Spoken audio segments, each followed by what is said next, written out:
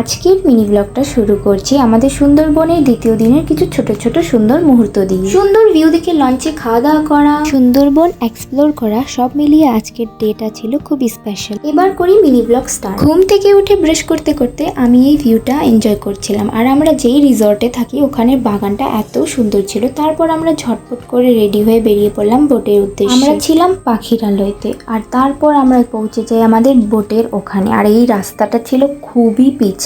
এখানের অবস্থা ছিল যদি নজর হাঁটি তো দুর্ঘটনা ঘাটি। যাই হোক, সাবধানে সাবধানে আমরা চড়ে যাই বোটে।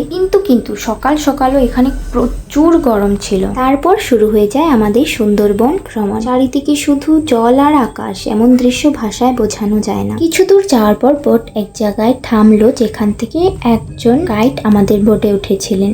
আর গাইড আঙ্কেল আমাদেরকে সুন্দরবনের ইতিহাস আর নানান তথ্য বলতে শুরু করলেন। আর এই মুহূর্তে আমাদেরকে লাল চার বিস্কিট দেওয়া হয়েছিল, যেটা আমি ক্লিপ নিতে ভুলে যাই কারণ আমার প্রচুর খিদে পেয়েছে। এই সুন্দর ভিউটা উপভোগ করতে করতে ফাইনালি আজকের ব্রেকফাস্ট চলে আসে আমার হাতে। ব্রেকফাস্ট করতে করতে আমরা পৌঁছে যাই আমাদের ফার্স্ট ডেস্টিনেশন, যেটা ছিল সুধন্যখালী ওয়াচ টাওয়ার। আর এখানেই আমরা দেখতে পাই সুন্দরবনের অন্যতম প্রধান গাছ সুন্দরী গাছ। বলা হয় এই সুন্দরী গাছের নাম থেকেই নাকি সুন্দরবন নামের উৎপত্তি। বনবিবির মন্দির দর্শন করে চলে যাই আমরা ভেতরে। আর এখানেই আমি দেখতে পাই এই সুন্দর সুন্দর ছোট ছোট লাল কাঁকড়া। সুধন্যখালী এক্সপ্লোর করার পর আমরা চলে আসি আবার বোটে। বোটে আসার সাথে সাথে আমাদেরকে দিয়ে দেয় চিংড়ি মাছের পকোড়া, যেটা খেতে ছিল খুবই টেস্টি। আর এটা ছিল মোহনার দৃশ্য। গাইড বলেছিলেন এখানে নাকি 5টা নদীর মিশ্রণ আছে। এই সুন্দর দৃশ্য দেখতে দেখতে আমরা পৌঁছে যাই দোবাকি ক্যাম্পে। ক্যাম্পে ঢোকার সাথে সাথেই আমরা একদম সামনে থেকে দেখতে পাই এই সুন্দর হরিণ। আর এত কাছের থেকে হরিণ দেখাটা খুবই স্পেশাল মুহূর্ত ছিল।